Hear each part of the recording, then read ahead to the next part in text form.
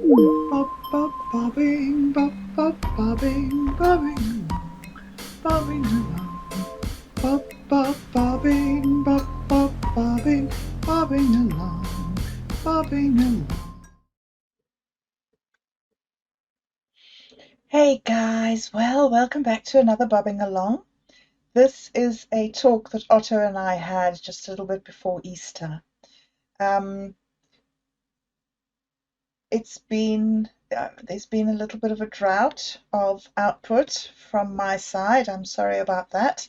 Um, we've had a little bit of upheaval in this side of the world. For those of you who haven't heard yet, we're just Callum's they found a tumor in Callum's abdomen, and so we're going through a whole lot of cancer stuff and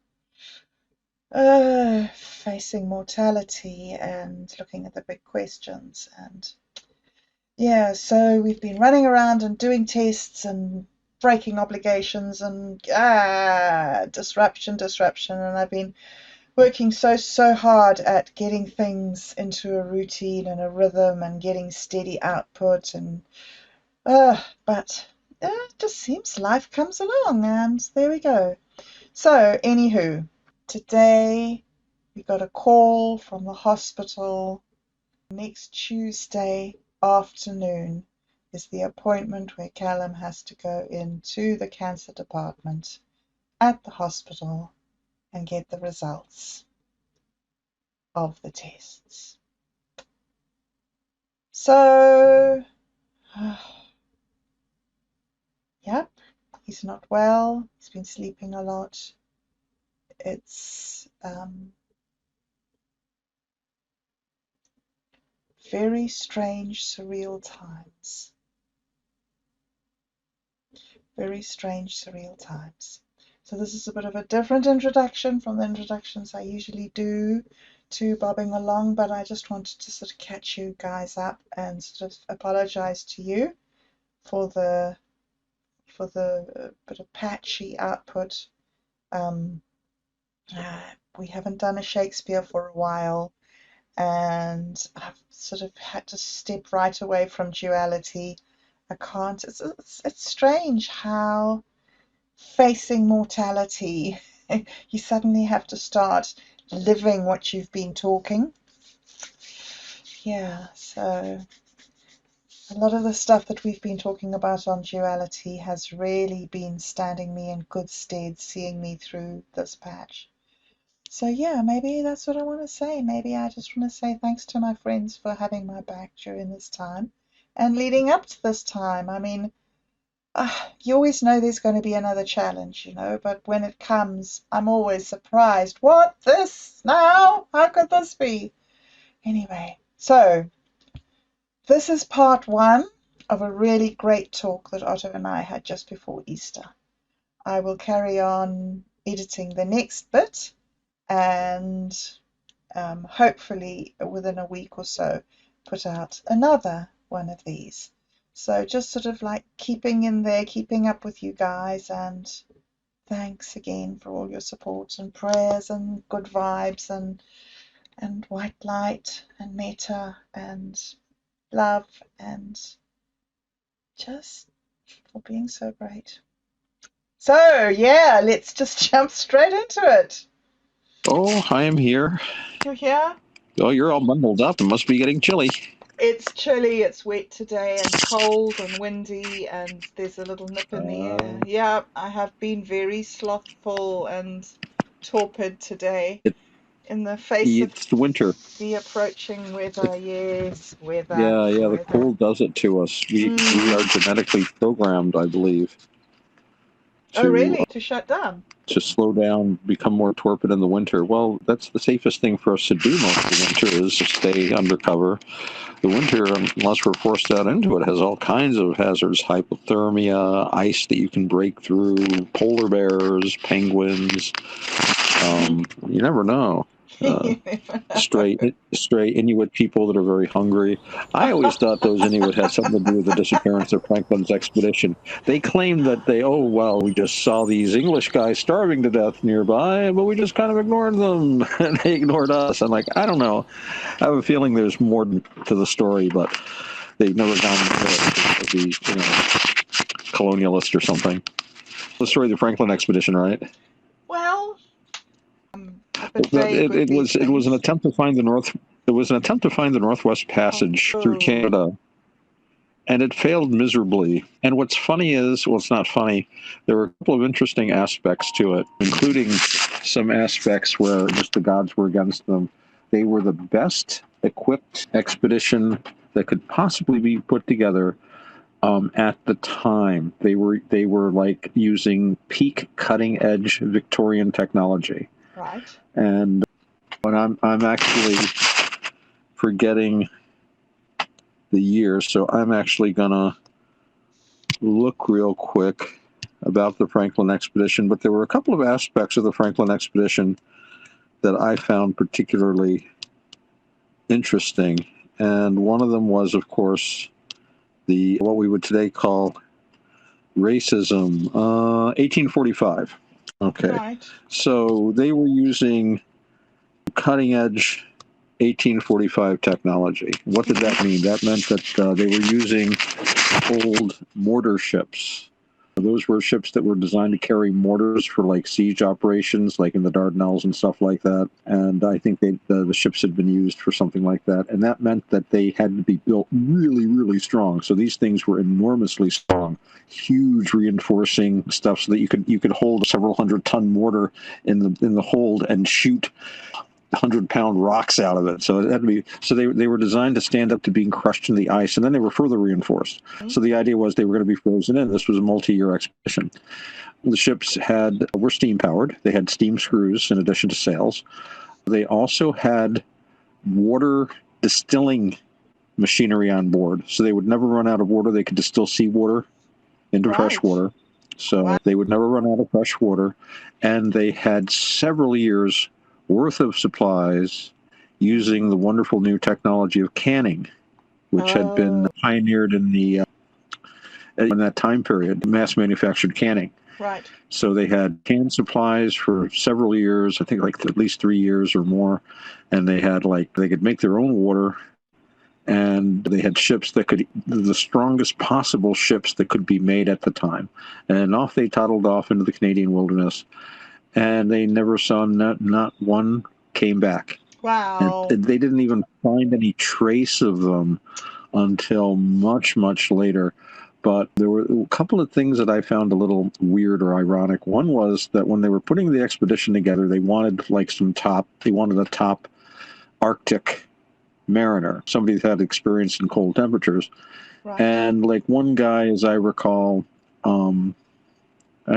one guy was like, well, he basically didn't want to do it anymore. He was getting married, and his wife said, no more Arctic for you. We're getting married. You're staying in the home waters, sort of thing. And I think somebody else was just like, he was getting ready to retire, but the prime pick was this Irish guy. And again, I forget his name. I should look it up, but he was an experienced Royal Navy captain. He had done good service, was a very experienced mariner from the point of view of Arctic waters and stuff like that. And so he really would have been the absolute. See if I can find him here in the thing. Yeah, I think this is him here, Francis Crozier. He was probably the best man to lead the expedition, but there was one problem. They really thought that this was going to be successful because they were this was the highest technology they had at the time. It was well funded, well supplied. Mm-hmm. They were going to find that Northwest Passage, and he had one problem. They didn't want him to be the guy going down in the history books because he was Irish. Oh. And they did not want an Irishman. Interesting. Yes. I'm looking at I found his page here, and it's like, yes, born 1796 in Banbridge, County Down, Kingdom of Ireland. And they really needed a more English name, so they got the not quite as experienced, but still a decent captain, Sir John Franklin. And off they trotted off into the Canadian Arctic. They never came back. They only found like traces of them many, many years later, but they did talk to the Inuit people that were living there. And there were some interviews with them, and they asked them, well, what about these British guys that were like living there for like years?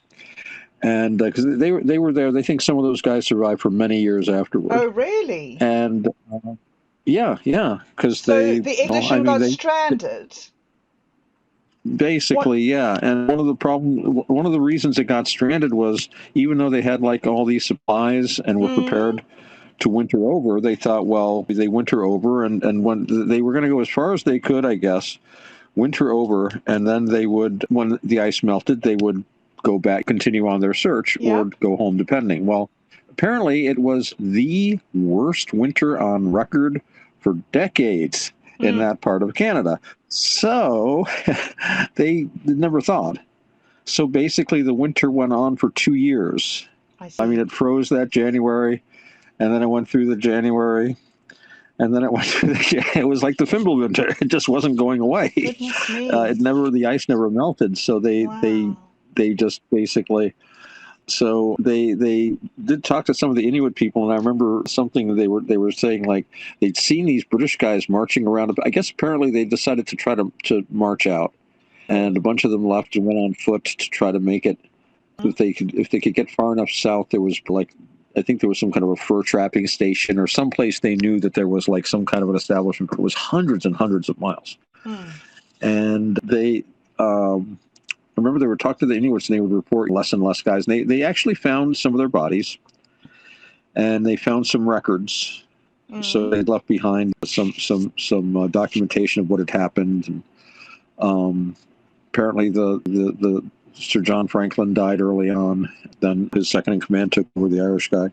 But what I thought was interesting was that years later, I forget how many years later, they had the Inuits were like reporting the sightings of them, and like fewer. And finally, and it was look it up here. It was at least like 3 or 5 years later. There was a report of one guy still hiking south. He was still like 300 miles away from where he needed to be. It was the Irish guy that they didn't want to make crazy, or they didn't want to make him the commander because he wasn't English enough. He was apparently the last survivor. He was the toughest guy. Just keep going, and everybody else was dropping behind him. But one of the things I've read about, and I don't know how well you can, forensics is a kind of can be guessy science, but apparently some of the bones they found of the Franklin expedition, some of them look like they might have been like cannibalized. Oh, really? Thinking maybe they turned to cannibalism, but I would tend to think that the Inuit people, that sort of, I don't know anything about Inuit culture, but I certainly know that's not part of British culture. On the other hand, one of the problems too was the cans. They did have several years worth of canned food, but apparently now the thought is that it wasn't canned very well. Oh. And they also used lead to seal the cans. Oh, no. So forensic analysis shown that they were suffering from lead poisoning, many of them.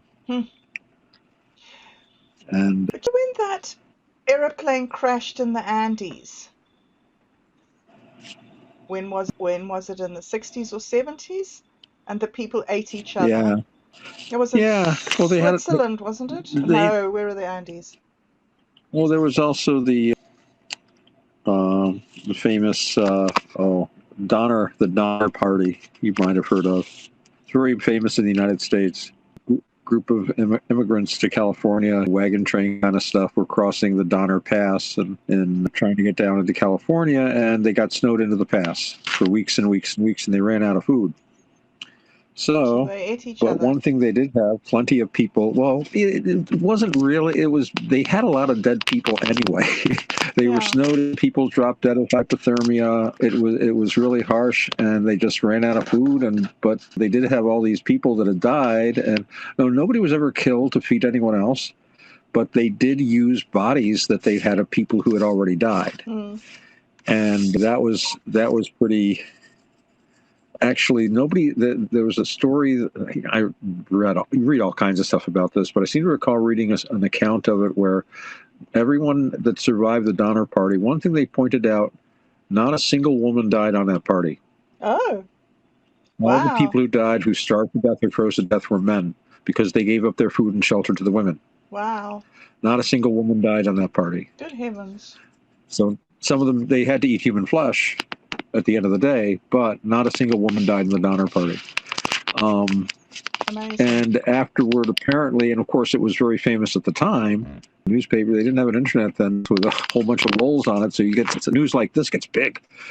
So Yeah. it was very famous at the time. None of them would talk about it, wanted any publicity. They hid away from it. They were very ashamed of what they did, except for this one guy who was a German immigrant. And he was like, meat is meat, yeah. He was like a proto-Prussian guy. He was like, what is on salt is not meat, yeah. Yes, I am happy to talk of it. It's amazing though, isn't it? The taboo around it. There's a lot of talk about it here in New Zealand because the Maori yes, and apparently the Polynesians. Maori were yeah.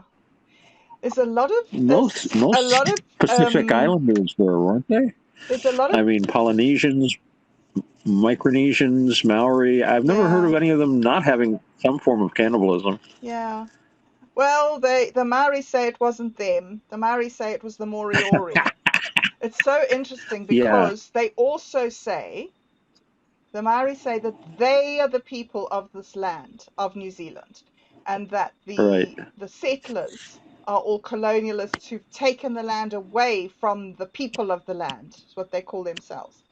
But they've got no problem at all with them having wiped out the Moriori.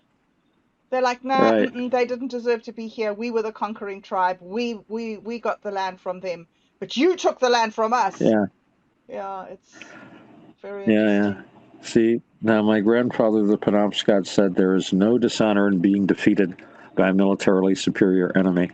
The only dishonor is in not trying to fight. But if you lose, you lose. Well, that's the thing. That's why the president of the Penobscot tribe wears a suit and tie and sits in the state legislature for the state legislature of Maine to this day. It's good. By the way, and a lot of them have English names. I was thinking about your.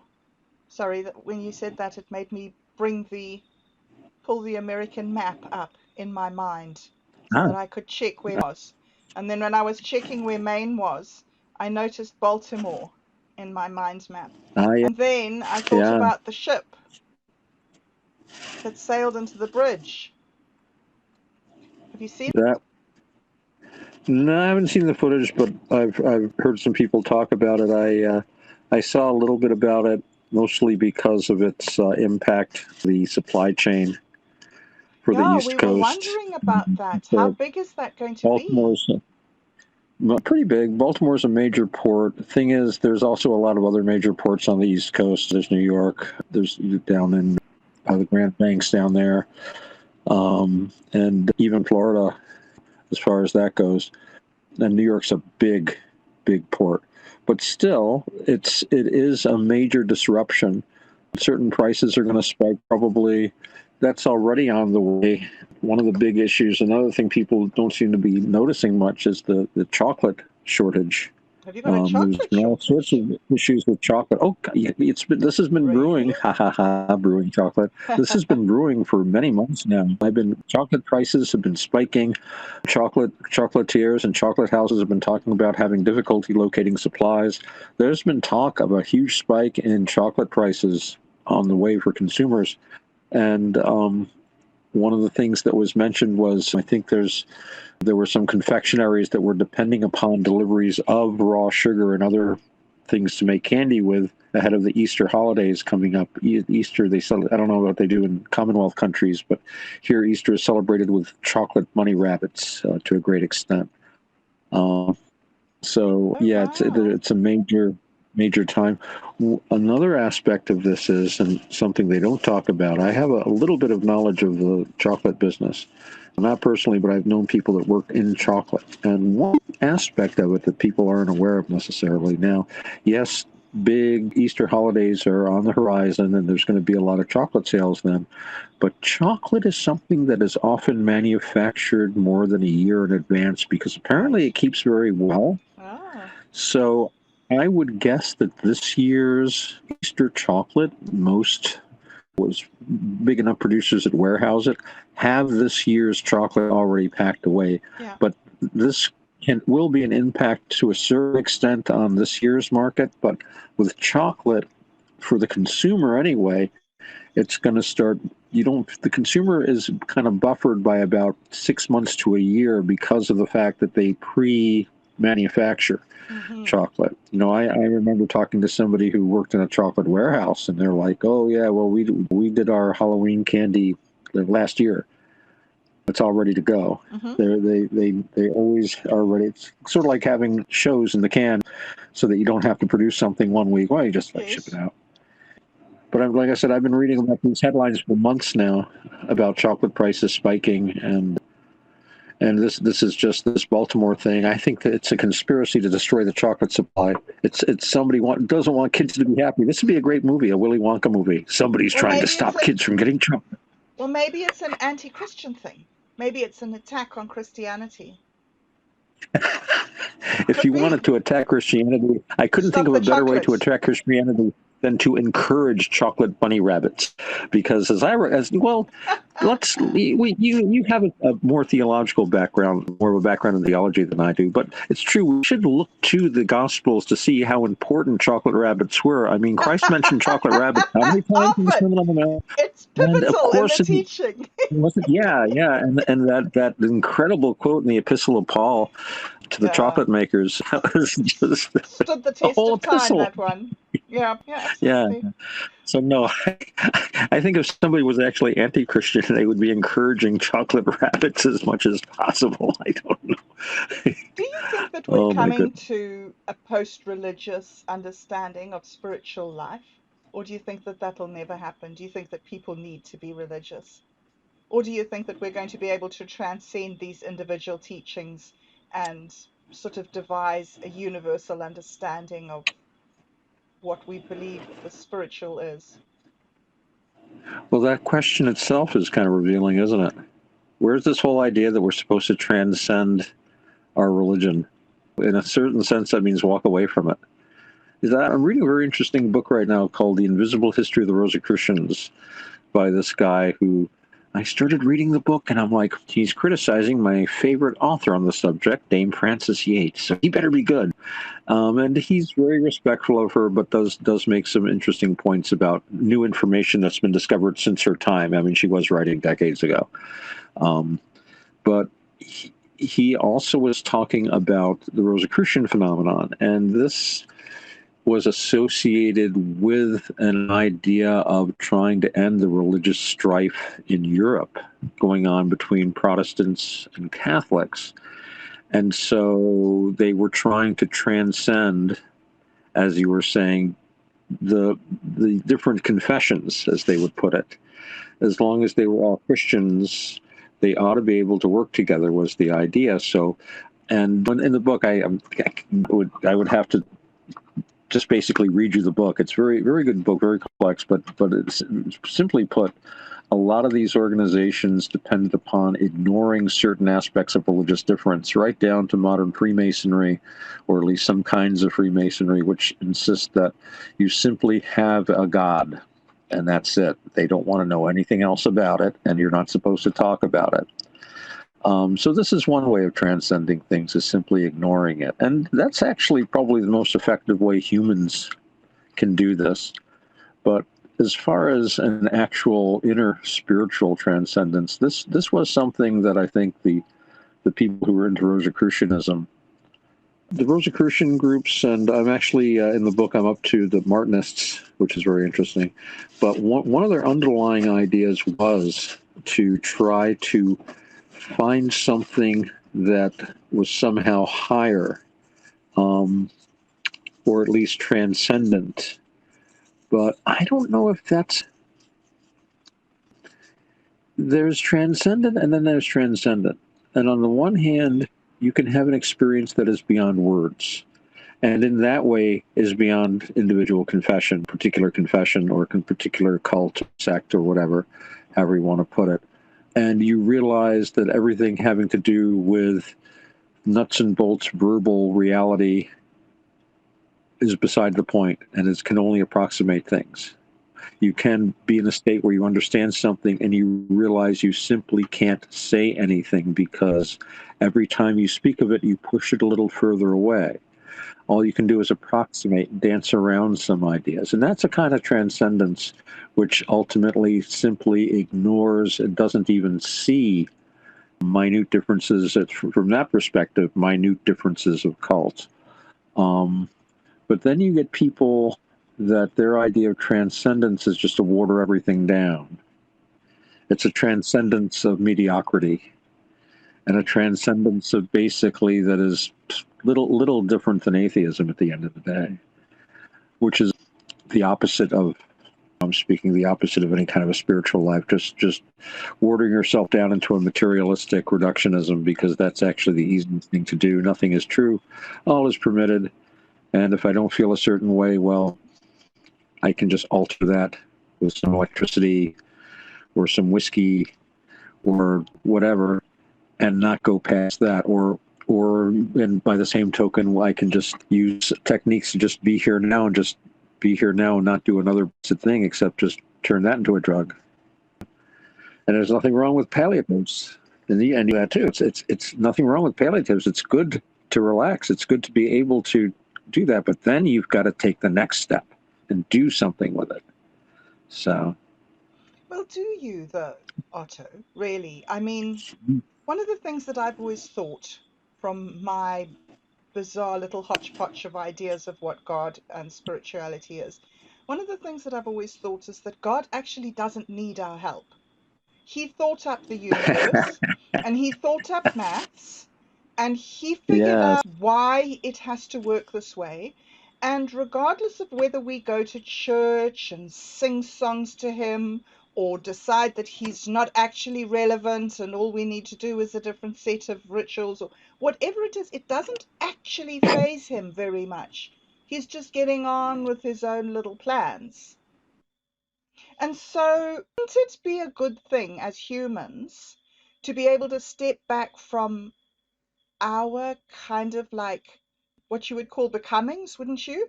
Or you know the heavens like this, or hell's like that, or the consequence of this is this. We don't actually know. Don't actually know any of that stuff. So when I talk about transcendence, I mean leaving the iffy stuff, the subjective stuff, and working towards a factual and realistic approximation of what we think the truth of the spiritual reality that surrounds us actually is. Because there is a spiritual reality, and people have recognized that for thousands and thousands of years, that there's something beyond. Well, when you said you asked if we reached a a post-religious phase, and I would Yeah. say everyone is religious. Everyone is religious. They just don't necessarily realize it, and they're not necessarily very skillful at it. But I think in Hindu, would say that what you think of every day is your religion. What do most people think of every day?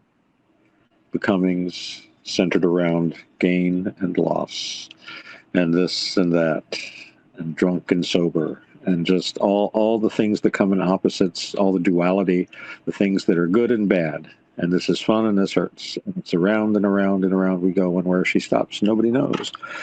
So it's that makes for a very chaotic and not very fulfilling religion. But what if we don't need religion? That's what I'm sort of saying. What if Well, you're there's talking about a way of the being rites, the that's beyond? rituals. Well, that's for some people. I think it's quite suitable, but every single person has their own individual religion, and for every person that is seeking religious and spiritual satisfaction through their minds, people with minds that think that way, that are capable of that and that are comfortable with that, are going to seek a more intellectual God. God is an intelligible sphere whose circumference is nowhere and whose center is everywhere. For some people, that's a great way to understand and hold God in their heart, because no matter how highfalutin the language is, as you say, God doesn't need us. It's going to just simply be a human approximation, no better or worse than any other little kind of a mud pie a little child could make, a little slime track that an amoeba can make, compared to this sort of a being.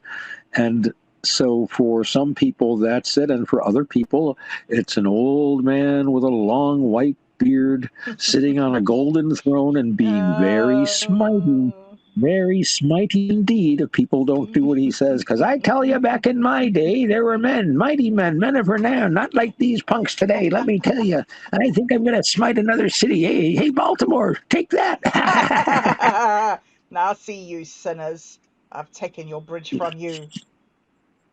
Well, that's the god in that cartoon series there. That atheist cartoon there, Dark Matter 2020 or 24. That's the Jehovah that he makes. It's that's the smitey guy. Whoa, I want everything like this. Did you see the one he did on? I think might have sent you a link. And of course, it's always easy to make fun of the old Nobodaddy of the Old Testament, that the smitey, angry guy that throws temper tantrums. Very easy to make fun of that guy, but yeah, no, it's too, but that's how people relate to the gods. Look at the tales of Zeus and things like that. But then other people would take those tales and say, well, Zeus's anger, this is simply a metaphor for the storm, for a hurricane, for natural forces. And they call it spiritualizing a little bit, but both are spiritualities. It's just different people have different religions. And like I've always said, a good, kind, intelligent person is going to have a good, kind, intelligent religion, whether that's Islam or Judaism, Christianity, Hinduism, Buddhism. And the same thing for an idiot, and the same thing for an angry, mean person. They're going to have a very mean religion. You can have very mean Buddhists out there. There are Buddhists who are Air Force generals. Yeah. And fought wars with Thailand. So last week we were talking about Julian Jaynes, and we were talking about how thinking changed, right?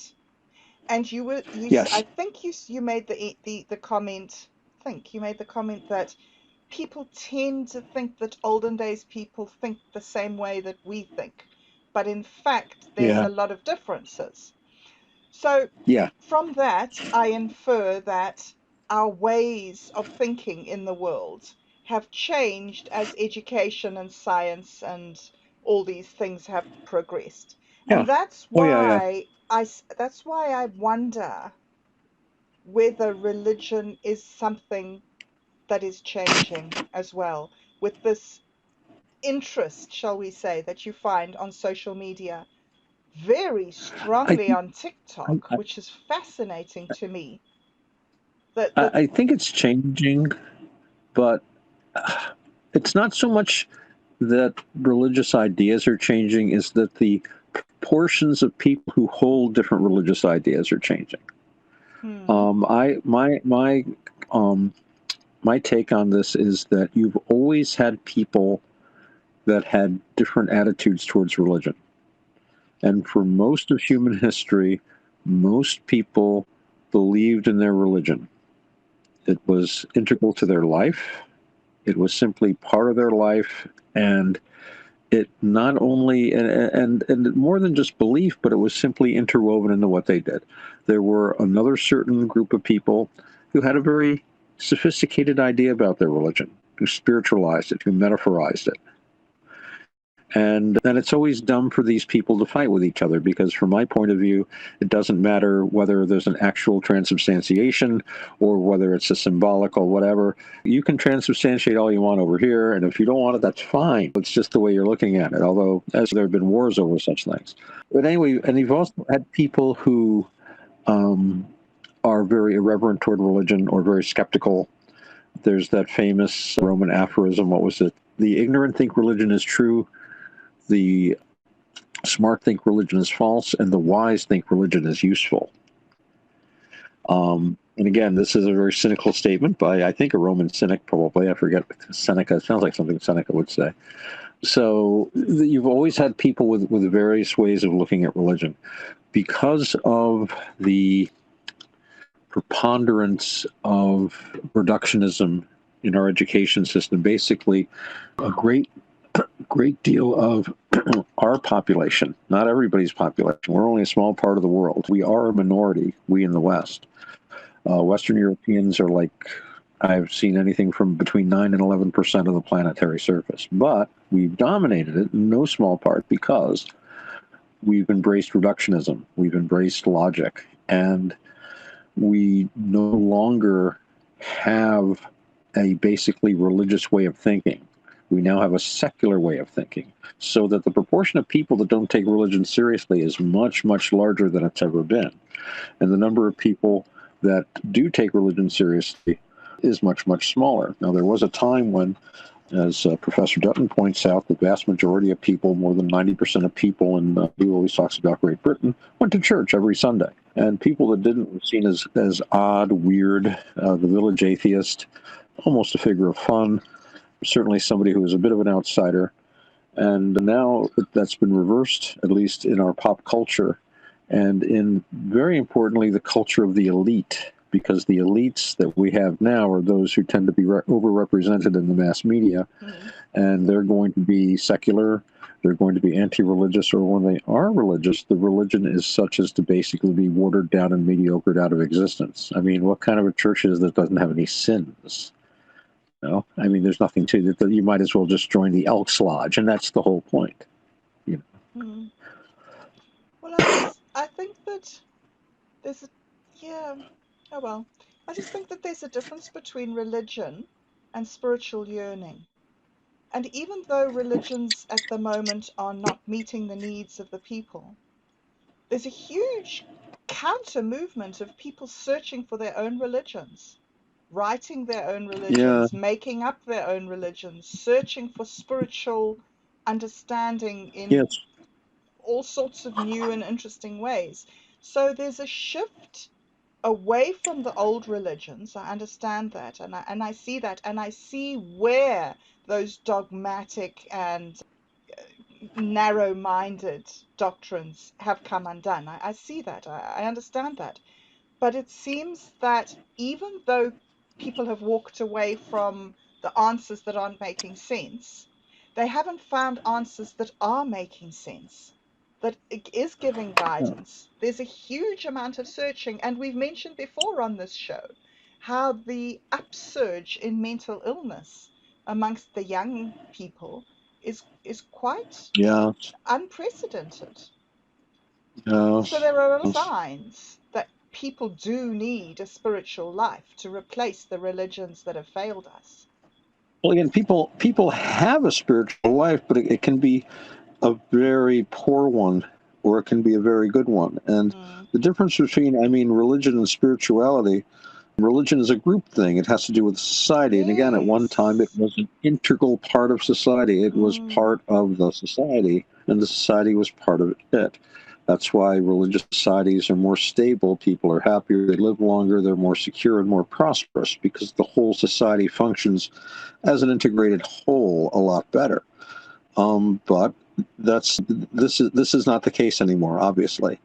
But people are searching for things, and because again, we in the West have fostered this whole scientific reductionism, it is very difficult for people to believe in established religion anymore, especially since you go through all school and college, especially where you're ridiculed if you don't laugh at old Nobodaddy and all that sort of Mm-hmm. thing. But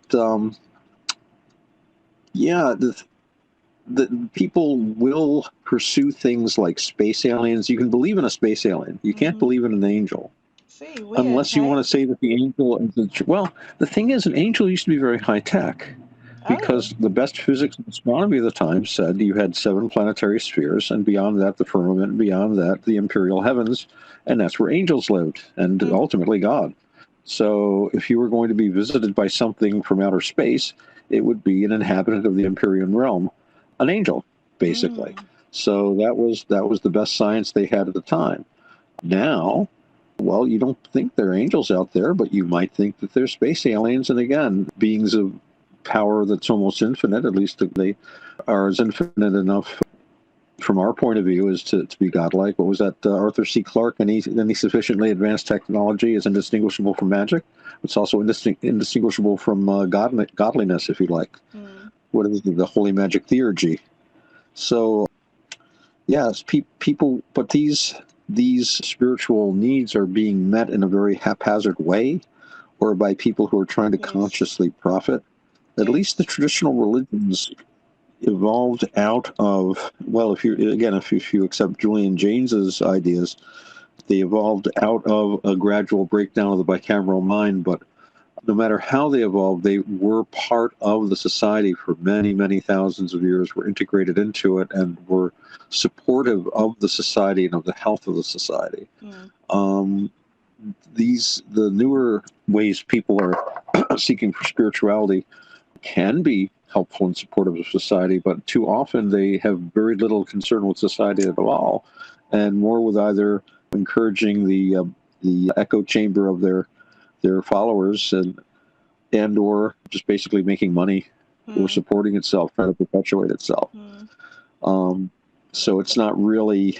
It's a very disconnected from what the traditional rules of like searching for spirituality. And I mean, even in a traditional society, you could have trouble if you really wanted a spiritual path. That's why they had, in Europe, of course, everybody went to church and everybody was a Christian. And if you were particularly religious, you could do a little extra work at the church. But if you had a real spiritual kind of outlook and it can make you very annoying to your fellows. Very spiritual people are always scary. And so they would make them monks and nuns. Well, here's a place you will lock you up with a whole bunch of other people that just want to read the Bible and pray all day or do whatever and meditate. And so even there was a way for extreme spiritual people and unguided extremes, people that are very extremely into this can turn into like very, very, it can go very unskillful ways. You can wind up with Charlie Manson. Yes. If Charlie Manson, for whatever else you want to say about him, was a religious charismatic, if he'd been socked away with the Franciscans or the Dominicans when he was 13 instead of being sent to prison, he probably would have been a saint, or at least a doctor of the church. Right. Gosh, that's they would have kept him in line. Wow. The thing about, space aliens versus angels, Otto. Yeah. When you're talking about angels, you're postulating a type of spiritual entity that cohabits this reality. It lives with us, it interacts with us. Angels appear to people, angels minister to people, angels are messengers from the gods. There's this entity the spiritual entity that's meant to cohabit, right? But it's a spiritual entity, is what I'm trying to say. Whereas when you're thinking about aliens, there may be aliens on other planets and somehow they may get to us, who knows? But they're physical beings and they'll come from another physical reality. So I feel that it's more that people have a need to connect with something other than them. And if they're not guided to connect to something that's helpful to them, then they will search around for anything. For what can they identify as? Can I identify as a cat, or can I identify as an octopus, or can I have an encounter with an alien?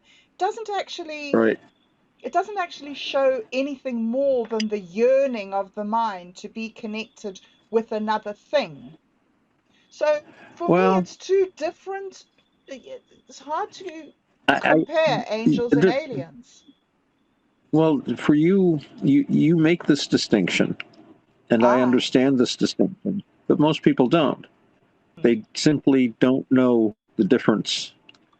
They have no education on the subject of spiritual versus material, and if you told them about it, they would think, well, spiritual things don't exist because there is no spirit.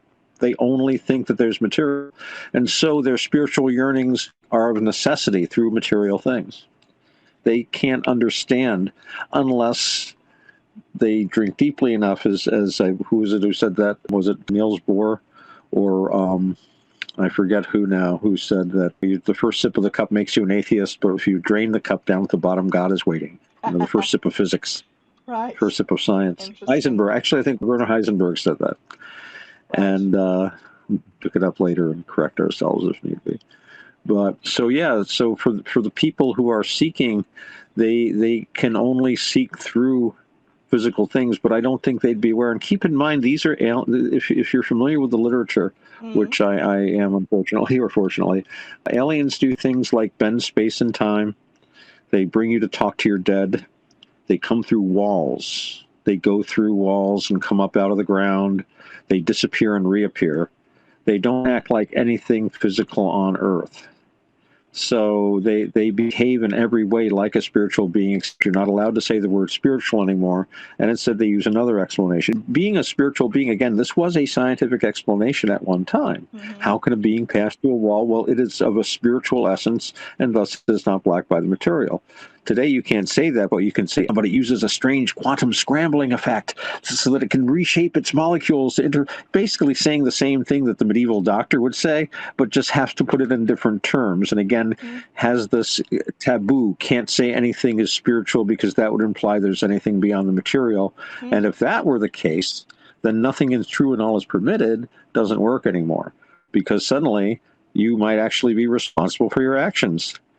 Oh, no. I can't see that nothing is true and everything is permitted can be in any way true. Because from my point of view, if there is some sort of deity, and if this deity did observe this patch of space-time and collapse the wave function and create the universe by his observation of it, if that did Right. happen, then the laws have been set. The wave function has been collapsed. There are certain Right. things that are permitted in this reality because of the way the wave function collapsed. All other probabilities are ruled out. So in that famous thing where Paul says all things are permitted, but not all things are helpful, he was meaning types of behavior. He was talking about Yeah. you can't be a good person by being legalistic and saying this isn't permitted and that isn't permitted. You have to understand that all these things are permitted. Everything. You can choose anything. You have the right to choose any behavior you like. However, remember when you're choosing that some of these behaviors are not helpful. So I see that thing of everything is permitted from a completely different perspective. Not a Well, very it's carry on. yeah. When I talk about it, I simply speak of it as the ultimate end game of people who are creating a morality from a reductionist, atheistical viewpoint. If you've got no God and nothing beyond the material, then ultimately all of your moral arguments will eventually boil down to nothing is true, all is permitted. And that's not really much of a basis for society, but that's what we see in operation around us. And again, this is one of the problems with our society. And this is the sort of thing that religion always stood against. Not even stood against as such, but simply existed as the natural alternative to. It's religio supposedly comes from the word to bind together, something that kept the community together. It's where you saw everybody every Sunday. It's where you went on picnics. It's where all charity work was done. All charity was done through the parish. All caring for the sick was done through the parish. They didn't have hospitals or clinics. They had the parish. They didn't have poor houses. They had the parish. They didn't, and disaster relief. It was all done through the parish. Orphans, widowers, taken care of through the parish, and this bound the community together, and that did not operate from a basis of nothing is true, all is permitted. These are people that felt that they were part of something larger, and that they were part of a community that transcended time and space. And all religions have this aspect to them, the unification to a greater or lesser extent, and the idea that what you're doing is more important than just today, that you're connected to everything else, to your ancestors, to your descendants, and not only up and down, but sideways as well to the other members of your community. It's fascinating. So, on another note altogether, I was reading George Bernard Shaw's Caesar and Cleopatra. Oh, Yes. yeah. How's that going? To Act 3. Act 3, I think, is the one Ah, that they didn't do. It's the one where they deliver the carpet to Caesar. oh, right. Yeah. It's so Excellent. funny. I'm so Hmm. surprised that it's so outrageously funny. For all Yeah, it's all yeah, very messagey and intense and dramatic and everything. It's yeah. also very, very funny, like you were pointing out, all those gags about his age. Yeah, his bald spot and this and that, and he always liked to keep the audience entertained, but that one was particularly he was poking fun at like I was saying. I got the idea that the Romans were basically the British Empire, but then he had Britannicus, or Yes, Britannicus as he called him sometimes, as a stage Englishman, and possibly in revenge for all the stage Irishmen that he as an Irishman had to see. Not that he was right. particularly Irish, but he was Irish enough to take it seriously anyway. True. And but yeah, he always loved to make social commentary. Obviously, I mean he was part of the he was a Fabian, part of the Fabian Society, but he just also found in social commentary a great place for humor. He Yes, loved using humor for social, and this is a fine old comedic tradition, and it's why people are still reading Shaw to this right. day. He did some good stuff. Mm. So I'm glad you're This enjoying is that. Britannicus. Apollodorus says, "Is Caesar serious?" So Britannicus says, "His manner is frivolous because he's an Italian." But he means what he says.